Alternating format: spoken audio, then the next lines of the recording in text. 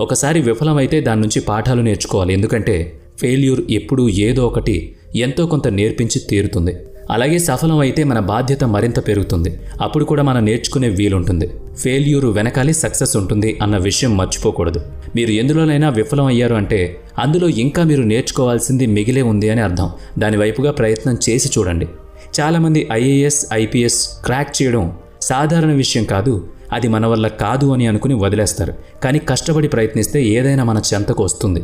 ఎటువంటి పోటీ పరీక్షకైనా ముందు కావాల్సింది దాన్ని అర్థం చేసుకోవడం. అలా సిద్ధమయ్యి ఒక ప్రణాళికతో ప్రయత్నం చేస్తే ఏ రోజైనా ఆ విజయం మనల్ని తప్పకుండా వరిస్తుంది. మనల్ని మనం నమ్మాలి. అప్పుడే ఎటువంటి పోటీ పరీక్ష అయినా మనం గెలవగలుగుతాం. ఇక్కడే చాలామంది పొరపాటు చేస్తూ ఉంటారు. మన వల్ల కాదు, అసంభవం అనే పదాలను ఎక్కువగా వాళ్ళల్లో వాళ్లే అనుకుని తప్పు త్రోవలో వెళ్తారు. కానీ మనం ఎందుకు ప్రయత్నం చేయకూడదు, నా వల్ల ఎందుకు కాదు అని ప్రయత్నం చేసేవారే యూపీఎస్సీ లాంటి పోటీ